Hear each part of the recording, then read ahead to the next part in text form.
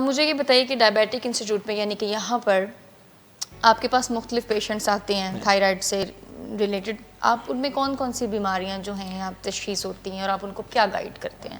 Thyroid کی جو بیماریاں ان کو ہم تقسیم کر سکتے ہیں 4 مین کیٹیگریز میں تقسیم کر سکتے ہیں. ایک وہ مریض ہیں جن کے کیمیکلی ڈسٹربنسز ہیں. اچھا، مثلا وہ تھائرائڈ کم میں بن رہا ہے تو ہائپو تھائرائڈزم کا شکار ہیں. تھائرائڈ جو ہے وہ زیادہ بن رہا ہے تو ہائپر تھائرائڈ کا شکار ہیں. جی کچھ وزن بڑھ رہا ہے، کچھ کا وزن کم ہو رہا ہے. جن کا بڑھ رہا ہے ان کو عام طور پہ ہائپو تھائرائڈزم ہوتا ہے. جن کا وزن کم ہو رہا ہے وہ ہائپر تھائرائڈ کا شکار ہوتے ہیں. یہ تو کیمیکل پرابلمز ہو گئے. تیسرے لوگ ہوتے ہیں جن کے اندر یہاں پہ گلٹیاں ہوتی ہیں جس کو ہم گائٹر یا گلڑ کہتے ہیں. اچھا، وہ سویلنگ ٹائپ سویلنگ وہ ایک چھوٹی سویلنگ بھی ہو سکتی ہے، ایک گٹھلی نما سویلنگ بھی ہو سکتی ہے، ایک بڑی سویلنگ بھی ہو سکتی ہے. تو کسی کو بہت زیادہ سوجن ہوئے گی، کسی کو کم ہوئے گی. تیسرے یہ لوگ ہیں. چوتھے ابھی 2 دن پہلے ایک پیشنٹ میں نے دیکھے ہیں، وہ وائرل انفیکشن گلے کی ہوئی، گلے میں خرابی ہوئی ہے، ساتھ بھی ان کا تھائرائڈ بھی انفلیمڈ ہو گیا، سوجن ہو گئی ہے. اس کو ہم تھائرائڈائٹس کہتے ہیں.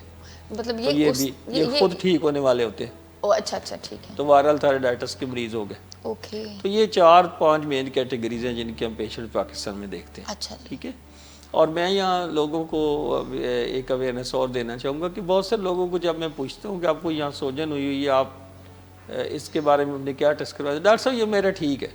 خود بات نہیں کرنا چاہتے، خود ہی بھئی آپ کا ٹھیک. ان کا مطلب کیا ہوتا ہے ٹھیک کا؟ ان کا مطلب ٹھیک کا یہ ہوتا ہے کہ جی میرے TSA ٹھیک ہے، میرا T4 ٹھیک ہے، T3 ٹھیک ہے.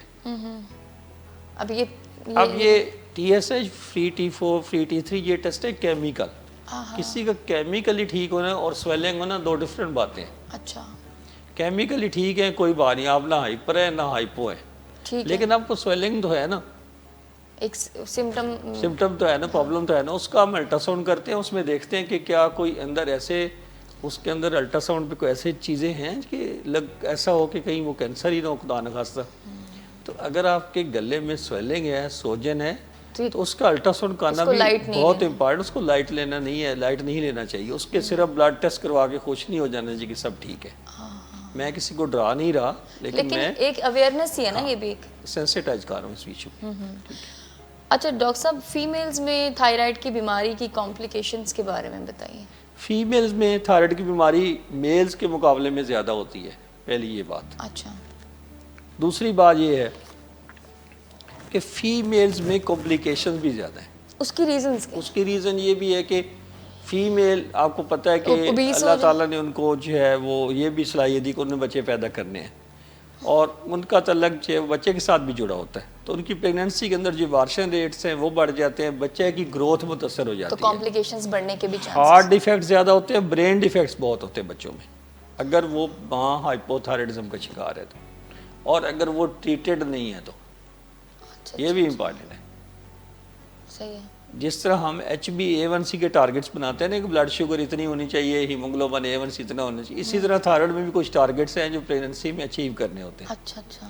تو وہ تھائرائڈ کا پریگننسی پہ بہت اس کے نیگیٹو اثرات ہیں اگر وہ ٹریٹڈ نہ ہو تو.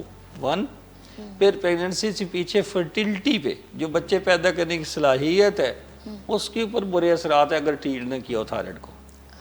پھر تھائرائڈ کے ساتھ ایسوسیٹڈ ڈپریشن ہے.